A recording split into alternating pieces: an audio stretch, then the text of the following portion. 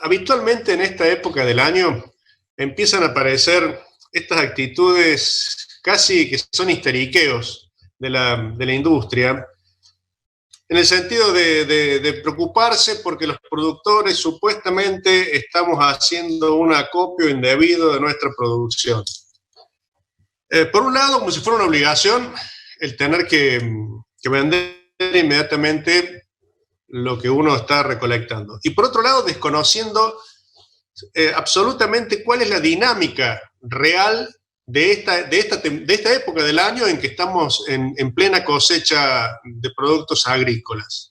No solo de soja, de maíz, con problemas de infraestructura, con problemas este año agravados en su momento de entrada al puerto, con provincias cerradas, con municipios que muchas veces tratan despectivamente a los transportistas por el hecho de que están trabajando en una situación de pandemia. Pero aún así, cuando uno analiza los números reales de avance de cosecha, estamos de avance y de comercialización de cosecha, estamos en los números históricamente normales para esta época del año.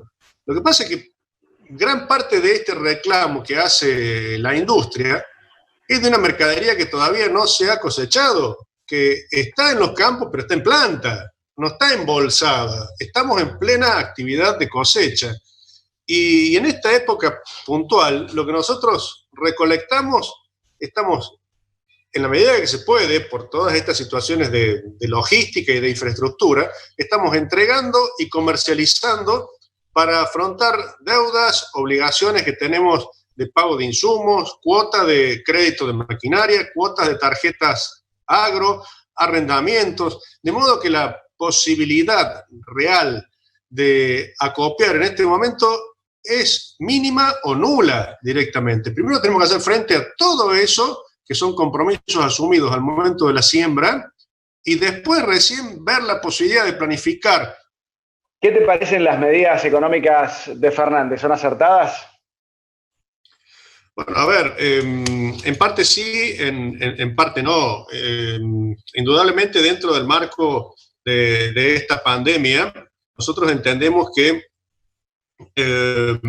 necesitamos medidas que potencien el escenario productivo, que sirva justamente para ir a un esquema de asistencia que va a hacer falta indudablemente cuando se levanten las medidas de cuarentena. Y ese escenario que potencie la producción claramente tiene que estar acompañado o potenciado de un camino de reducción de la presión impositiva, y estamos transitando un camino precisamente inverso, opuesto, sobre todo cuando uno ve iniciativas de parte de integrantes del gobierno de nuevos impuestos, impuestos patria, como se les quiera llamar.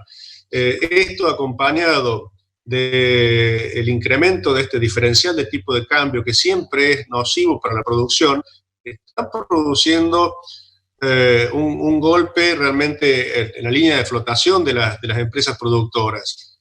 Tengamos en cuenta que además de las retenciones o de los derechos a exportación que distorsionan completamente la ecuación de tipo de cambio, estamos sufriendo este diferencial que le quita enorme capacidad de compra a los productos agropecuarios. Entonces, desde ese punto de vista, es una política económica que ahuyenta las inversiones, pone un techo muy fuerte, muy bajo a la producción, y va en contrasentido de lo que el país va a necesitar para poder salir de este enorme parate económico.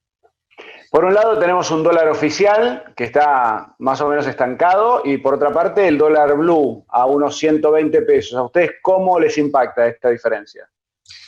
Mira, para nosotros en realidad esta diferencia, si se dieran las cosas como se tienen que dar, debería ser neutra, porque nosotros deberíamos poder estar vendiendo nuestros productos y comprando nuestros insumos al mismo valor del tipo de cambio. Sin embargo, a ese dólar oficial para la venta de nuestros productos le tenemos que aplicar los derechos de exportación, que hoy llevan, por ejemplo, el dólar al que se comercializa la producción de soja a alrededor de 45 pesos por dólar.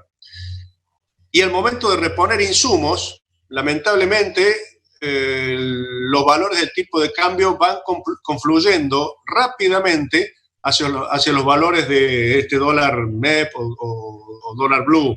Es decir, que estamos sufriendo, estamos padeciendo, al momento de reposición de insumos y de repuestos particularmente, inflación en dólares para poder justificar que el tipo de cambio con el cual te facturen sea el dólar oficial. Entonces, por eso yo hablo de una pérdida muy fuerte del valor y del poder de compra de nuestros productos. De todos, no únicamente de la soja, de todos los productos. Y en este momento, para colmo, agravado por una caída de precios como consecuencia de esta actitud que ha asumido el gobierno nacional de frizar las relaciones en el Mercosur. Hoy ya tenemos resultados claros de caída de precio de mercado, por ejemplo, en el producto, en el trigo concretamente, justo en un momento en que tenemos que planificar nuestra intención de siembra y la inversión respecto a de qué manera vamos a llevar adelante esa producción, si va a ser de una manera defensiva y tratando a lo sumo de salvar los costos, o vamos a poder ir a apostar por un techo productivo. Pero bueno, estas son cosas que se van sumando y van deteriorando el clima de inversión y lamentablemente poniéndole un techo bajo a la producción agropecuaria. ¿Cómo están respondiendo en el interior, tanto los productores como así gobernadores, intendentes, ante esta situación económica y sanitaria? Mira, de manera dispar. Los gobernadores en general, en términos de facilitar la movilización, por supuesto que siguiendo todos los protocolos sanitarios para el cuidado de la salud pública, han comprendido la necesidad de entregar algún tipo de declaraciones juradas y autorizaciones de movilización. Digo en general, porque particularmente en la provincia de San Luis estamos muy complicados para poder ingresar y movilizarnos. Otros permiten el ingreso y por allí dificultan la movilización dentro de los municipios. Otros están castigando a los transportistas, castigándolos en el sentido de no facilitarle provisiones, reposición de combustible y demás. Estas situaciones se fueron corrigiendo a lo largo de los días de cuarentena, pero, por ejemplo, en la provincia de San Luis todavía siguen restricciones muy, muy cerradas.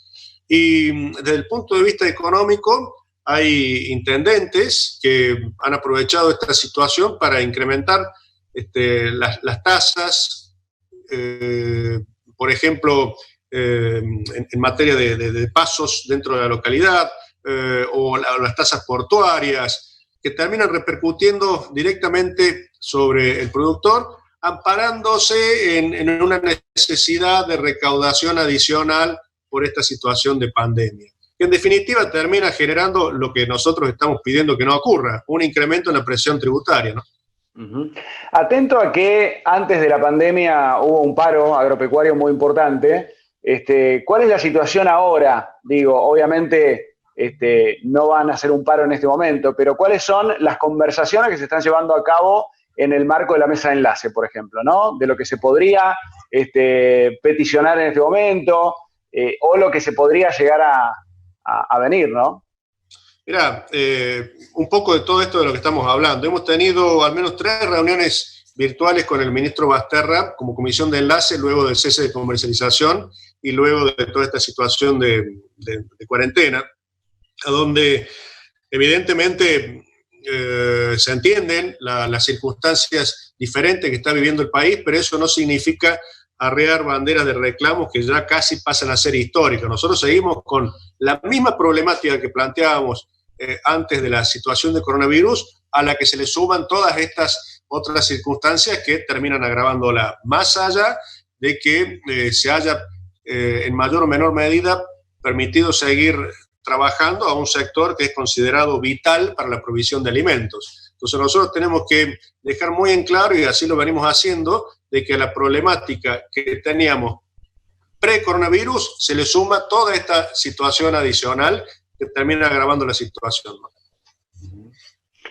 Bien, Gabriel, para cerrar entonces, el mensaje para todos los productores, ¿no? Que obviamente están viviendo una situación, como todos, de incertidumbre, fundamentalmente ante esto de la extensión de la cuarentena, por lo menos hasta el 10 de mayo, veremos cuáles son las resoluciones del gobierno, pero bueno, llevarles la palabra también desde CRA, ¿no? Mira, la palabra desde CRA, les transmitimos que nosotros no dejamos de reclamar por las cuestiones que consideramos necesarias, imprescindibles y que son las que nos transmiten los productores, así que tengan la absoluta seguridad y tranquilidad de que independientemente de las circunstancias en que nos encontremos transitando, esos reclamos continúan vigentes y están en mayor o menor medida puestos de manera permanente en la mesa de conversaciones con el gobierno. Muy amable, Gabriel, gracias. Por favor, muchísimas gracias a ustedes. Un abrazo.